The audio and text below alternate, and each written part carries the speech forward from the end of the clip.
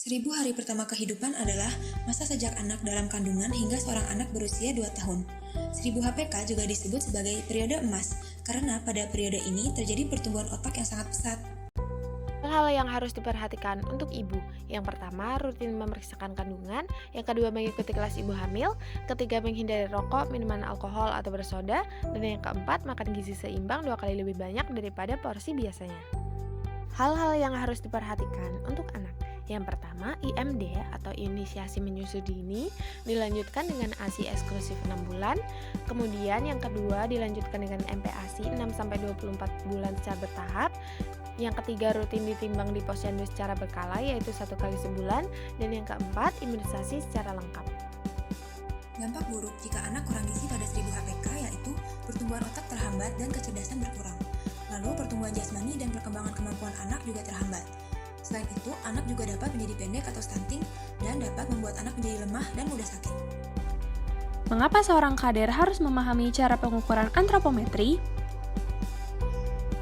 Seorang kader harus memahami cara pengukuran antropometri untuk mengetahui mengenai pertumbuhan tubuh baduta melalui pengukuran tubuh yang dilakukan. Kurangnya keterampilan dan ketelitian kader terhadap pengukuran antropometri dapat mengakibatkan kesalahan interpretasi status gizi yang dapat mengakibatkan kesalahan dalam pengambilan keputusan dan penanganan masalah. Pengukuran antropometri pada baduta terdiri dari berat badan, panjang badan, dan lingkar kepala. Pengukuran berat badan menggunakan detektometer atau dacin. Persiapannya, pasang alat bantu detektometer pada tempat yang aman. Lalu, kalibrasi detektometer sampai jarum menunjukkan angka 0. Dan yang terakhir, siapkan bayi dengan pakaian seminimal mungkin. Langkah kerja pengukuran berat badan anak menggunakan detektometer. Yang pertama, letakkan anak ke dalam sarung timbang. Lalu, geser bandul sampai jarum tegak lurus. Kemudian, baca dan catat berat badan anak dengan melihat angka pada ujung bandul geser. Persiapan pengukuran panjang badan.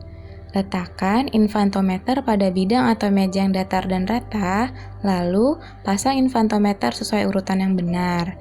Tarik, papan geser, maju, dan mundur untuk memastikan tidak adanya hambatan. Dan yang terakhir, berikan alas kain tipis pada alat ukur bagian kepala untuk kenyamanan bayi. Hal yang harus diperhatikan pada saat melakukan pengukuran panjang badan. Pengukuran dilakukan oleh 2 orang, 1 pengukur utama dan 1 asisten pengukur. Pastikan bayi menggunakan pakaian seminimal mungkin. Dan lepaskan aksesoris di bagian kepala dan kaki yang dapat menghambat proses pengukuran. Pengukuran panjang badan anak, langkah kerjanya yaitu anak yang akan diukur dibaringkan di atas papan. Lalu pengukur utama berdiri di samping kanan atas untuk menekan dengan lembut lutut anak dan memastikan telapak kaki anak rata dengan papan geser. Jari-jari kaki anak mengarah ke atas. Sedangkan asisten pengukur berdiri di bagian kepala untuk memegang kepala anak sehingga bagian atas kepala tegak lurus papan dan menyentuh papan ukur. Untuk pengukuran lingkar kepala, langkah kerjanya yaitu anak melihat posisi lurus ke depan, lalu lingkar diambil pada protubernia atau posisi di atas alis dan melalui atas belakang daun telinga. Kemudian, pita meteran dilingkarkan dengan pas. Catat angka yang ditunjukkan oleh meteran. Setiap hasil pengukuran antropometri dituliskan dengan 1 angka di belakang koma dan tidak perlu dibulatkan.